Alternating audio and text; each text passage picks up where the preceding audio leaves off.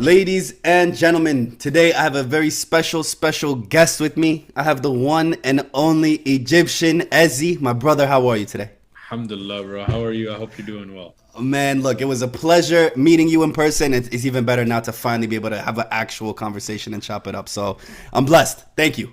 It's a pleasure's all mine, man. The pleasure's all mine. I appreciate you for having me on. Man, before we jump into the tournament, let me ask you, how did you feel? Have you been to Morocco before? Was that your first time? Like, I know, listen, you're Egyptian, obviously it's in the name, but how was it like being in a different country altogether? You know, somewhat Arabic. I know it must be kind of difficult in some places because people are like, yo, at المصري بيقول إيه. So it's going to be tough. No, it was a beautiful experience. Morocco was amazing. The Moroccan people were very hospitable. I've never, this is my first time really traveling with my siblings, and we were like, let's try out Morocco for the AFCON. It was a really, really good experience. Of course, Moroccans, when it comes to football, is a totally different experience. Yeah, listen. I That's a can't. different podcast altogether, bro. That's a different podcast altogether. But yeah, it was amazing. I really enjoyed it. So look, Egypt came into AFCON with huge expectations. You know, some would say mostly on Mohamed Salah specifically. He had a big burden to carry. Overall, what did you think the Pharaohs did? Did they meet, exceed? Did they obviously, meeting expectations or exceeding expectations would be to take home the cup? Were you incredibly disappointed, or was it more of like the writing was a little bit on the wall? You saw how far you would make it. How did you feel overall about the experience? Honestly, the headlines throughout like the tournament before the tournament was we were not gonna do well. We were gonna crash out maximum. Like we were gonna make it to the quarterfinals. We weren't gonna make it past that.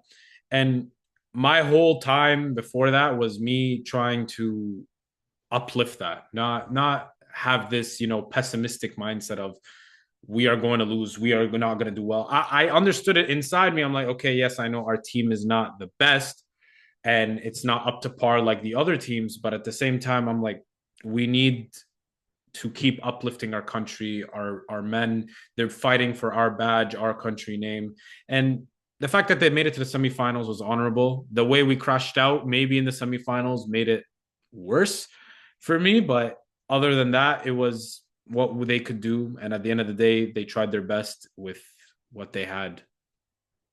So we all know the big names, obviously Marmoush, Salah. Which Egyptian player surprised you the most? You know, somebody that casual fans might not be talking about. You know, I think the main guys that they're like a select few was the defense.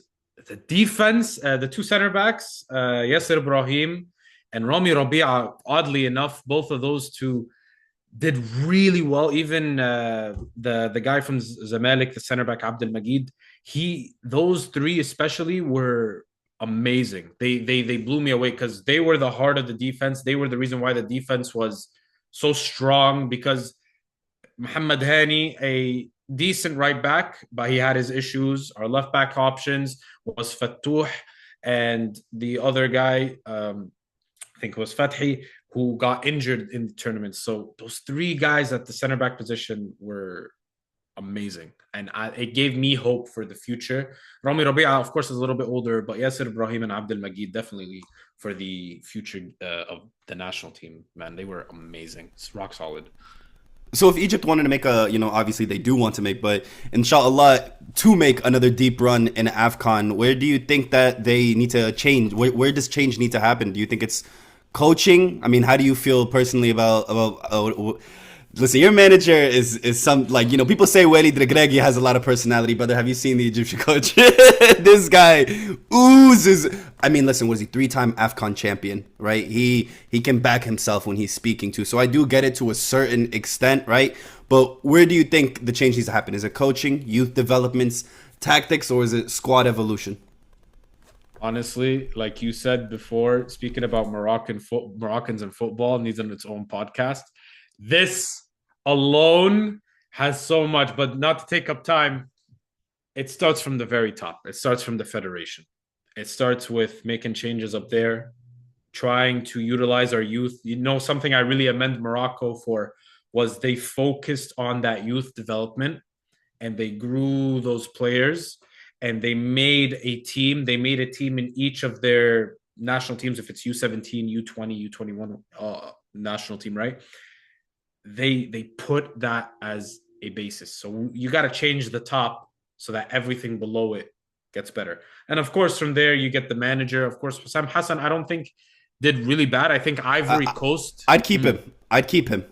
I don't think he did bad. In my Yeah. opinion, Ivory Coast game showed me that he knows how to make tactics and he knows how to play with the players. But the Senegal game proved otherwise. So I think the worst thing to do is change him now or change him in the next couple years. But that will probably happen. And if that does happen, I say we really go for a manager that understands the future and we keep him. The issue with the Egyptian national team, I've made a video about this. We've been through, since 2017 till now, 7 or 8 coaches. I think 7 coaches, close to 7 coaches. 7 is like the minimum I think we've been through. 7 coaches is a lot. So you get Manchester United numbers, man. Exactly. And it hurts me to see that. Like you look at Senegal, you look at Morocco even. You know, you stuck with a coach. So I hope, I mean, even before Regregi, we had Vlahid Hazovic. We kept him for a few years, and then my personal favorite at the time was Hervé Renard, just because I was excited to be back in the World Cup, and I was like, this guy's won an AFCON like twice before. I was like, we can do this, but emotionally as a fan, what moment from Egypt's AFCON 2025 campaign stood out to you most? Whether it was a positive moment, something you could cherish, or something very painful. What is going to be your ultimate, pentultimate moment from it? That Ivory Coast game. I went through so many emotions, so much. I went through everything. It was a beautiful game. I was very happy. It was African football at its finest. I enjoyed it so much. And seeing Salah score, seeing Marmoush get a goal, seeing us beat the odds of that cat that everybody was in love with, right? It was the highlight of it. And I loved it so much. It was great. I loved it. Oof, yeah, man. It was a lot. Like even after the game, I couldn't, like my body was just so pumped. So I couldn't handle it. So it was definitely that game. Honestly, like, Morocco beating Portugal was an incredible moment in the World Cup for me. Like I started crying, right? Like I remember the days where I'm turning on the TV to watch Marwan Shamakh just nutmeg somebody and then lose the ball and there's nothing going on after that. So like I remember how bad it was, right? And so, unfortunately, I feel like this might be one of the generations where it's like the golden generation of Belgium, right? Which just goes far and doesn't finish. That'll be really sad, right? But it happens to some countries. But for me, watching Morocco beat Nigeria in penalties, right? And then we're going on to the finals. And I was in Tanja, right? That's when I saw you the next day. I was there. And I couldn't go to bed till like 5 a.m. Man, the streets were so packed. Outside of my apartment that I was there, I'm looking at it, and there's bumper to bumper traffic at 4 o'clock in the morning. Everyone is just honking, and to be there in that moment for me, I was like, you know what? Like whatever happens for the rest of the trip, obviously I want Morocco to win, but whatever happens, this was enough for me. This was beautiful to see, and you know what? Egypt had it. Was it 2019? Is that when Egypt hosted the? 2019. 2019. Yeah. I can't imagine what it's like to just be Egyptian and be in the nation while it's happening. And you guys even have more people than Morocco, so it's just gonna be so crowded, man. Super. It's a lot, bro, and I love it. And honestly, like I said, Morocco, what an atmosphere, especially that final. Being there and seeing the Moroccan atmosphere was unbelievable. I had to put AirPods on because of the whistling. Oh yeah. The whistling was up here. Like I couldn't hear at one point. I was like, yo, put AirPods on. The AirPods like dimmed it a little bit, but it was enough. How stressful is it watching Egypt at AFCON compared to watching your club team? 1,000,000 times more stressful. I can't. Brother, I love Liverpool, and my main reason why I became a Liverpool fan was because Salah joined. At the time when he joined in 2017, I didn't really have a team. I was just kind of like, bouncing around. You could call me a bandwagon, right? Whatever. He goes to Liverpool. I start supporting Liverpool because I see him there. He's like a hero for me, right? In a sense. So you go watch the national team now with him, and it's like your heart's just beating out of your chest. Like blood pressure's high, low, in the middle. Like you got a mix of everything. And yeah, man. Something I find interesting with a lot of Egyptians I've even met here in my real life, like I went to school with a bunch and then even online, Egyptians Oh, their first team is never like a Prem or a La Liga team. It is an Egyptian team. They support Zamalek, they support Al Ahly. You need to pick a team in Egypt, and I know a guy to this day. He watches the Prem religiously every weekend. He doesn't have a team. He's 28 years old. He doesn't care. He's like, my team is Al Ahly, bro. Like, I watch these guys do what they want, but my team is Al Ahly. And there's Moroccans that are like that with Raja and Wydad. They're like, at the end of the day, those two teams in Casablanca. So African football runs deep, man. I love it, and that's what I love about it. You bring up an amazing point. My team before being a Liverpool fan was Zamalek. Like, it's my team. All Yeah, right, that's just how it is. It's your Egyptian team, and then whatever team you want to support outside. So, do Egyptians view AFCON more as a pressure tournament or as a pride tournament? You guys are the goats of this tournament. Masr Dunya, Masr al AFCON. You guys just historically have it. At this point, is it pride or is it kind of pressure where you're like, okay, it's been a few years. Like, we gotta make sure we get one in this generation of players. How is it viewed internally? I think 2017, you could say it was pride. And nobody expected us to do much. 2017 we make it to the final and we're like, oh, okay, we scored the first goal, oh, okay, and then we lose. And then after that, it started becoming pressure because we haven't won in 16 years. So you want to reclaim your throne in a sense, right? We have 7 AFCONs, we're the most in Africa. We need to keep that going. We had 2 chances in the last 8 years to get one, and we failed in both, sadly. So it's pressure now. It's all pressure now.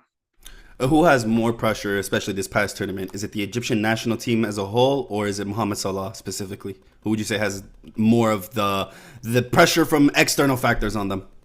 That's a good question. Wow. I think the narrative around Salah was really negative. It wasn't.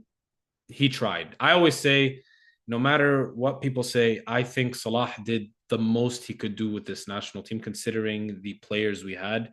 People are going to say, oh, but you had a lot of European players play in this national team. Yes, but our level in the Egyptian Premier League is very low. And a lot of the starting players are from the Egyptian Premier League, right? Like, if you look at the AFCON, a lot, like the semi-final, most of the players in that semi-final played in Europe. You come to the Egyptian national team, we're the only team that has so much Egyptian Premier League players inside that you're like, okay, you're kind of, no offense, handicapped. So you look at Salah and you're like, Salah, you got us to 2 finals, but you haven't won. And the narrative in some Egyptians' minds, okay, if you don't win AFCON, you're not a legend for us sometimes, for some people, sorry. But then for me, I think he's done a lot. 2 AFCONs is huge that he made it to the final with the team he's had. 2 World Cups as well. And then Egypt, of course, in its history, we are the number 1. So people really have given him, I'd like to say in Arabic, zulm, which is mean like a blame for no reason. And he definitely carries a burden. He definitely has a big one on him, and that's where that famous funny line he said during AFCON was like, they're talking about how many players Egypt has, and he was like, right, because he doesn't even start for his own club. So he was like, well, we have 2.5 European players. It was due to Hussam Hassan actually right before the tournament saying Mustafa Mohamed, he is the half. he called Mustafa Mohamed the half. He was like, bro, we only have 2.5 players that play in Europe, and it was disrespectful, but. Yeah, it's unbelievable, man. Look, Hussam has personality, and I really look, bro. Like, you gotta have personality to walk off the pitch in the final and come back and win it. So there's certain things that managers have to have that fire in them. Like, all right, rapid fire section. Got you. This is gonna be maybe controversial, maybe not for you. Best Egyptian AFCON player ever.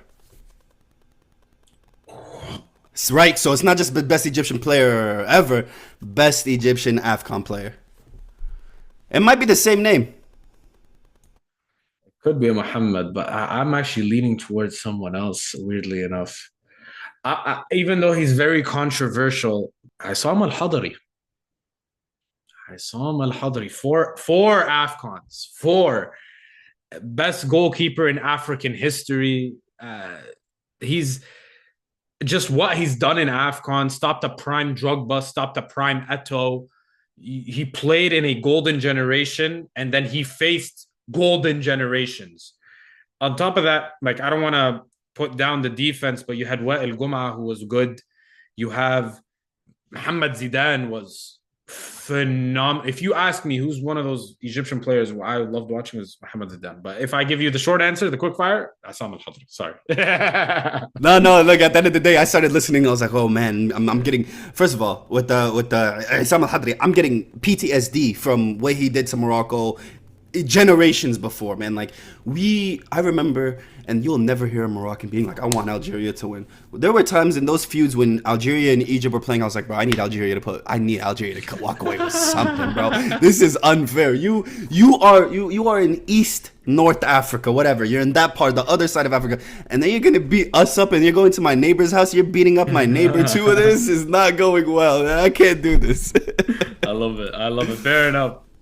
Most stressful AFCON opponent for Egypt, you think you've noticed, whether historical trend or just for you personally, who gets you the most stressed out? Senegal. Senegal. Ivory Coast, I'm not afraid of. South Africa, I'm not afraid of. Senegal. Not even historically, just for the past 10 years. I just can't. Man. What happened in that final, it was enough for a lifetime. Wallah, the stress, I swear my blood pressure rose. And then, let's not talk about the Panenka. But my next question is, the player you most trust taking a last-minute penalty? In Egyptian history or just in general? Egyptian history. Egyptian history? Abu Trika was good. Salah is good. Salah had it. I'll give you two. I think Abu Trika and Salah. I think it's fair. Salah has helped us out, even though he did miss in the third place game. If I would say Abu Trika first, Salah second. Let's say you're not even from the continent. Egypt is not available on the board. They have a quota of fans. What is the next nation that you're going to support, you would say? You know what? I'm sorry. It's got to be the Senegalese, man. Really? Really? I don't want to face them. Yeah, if you can't beat them, join them. Exactly. They're so good. And in my page, I've said it before. In my predictions, I said the final will be Morocco and Senegal, and Senegal will beat Morocco. I said it because it's too good. For me, I would probably go Nigeria, man. Just from the kits alone, just the merchandise and the apparel is good enough for me, man. Beautiful. Egypt wins AFCON.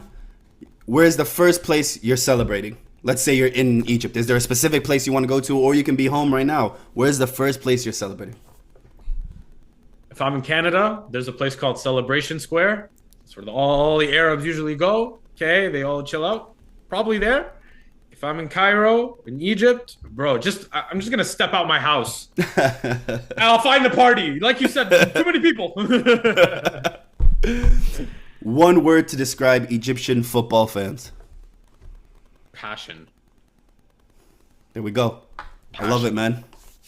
EgyptianEzzy, Habibi, Allah khalik. Thank you so much for coming on the podcast. It's been an absolute pleasure. I appreciate you, brother. Thank you so much, and thank you for having me on. I appreciate you, my brother. Catch you guys on the next one. Peace.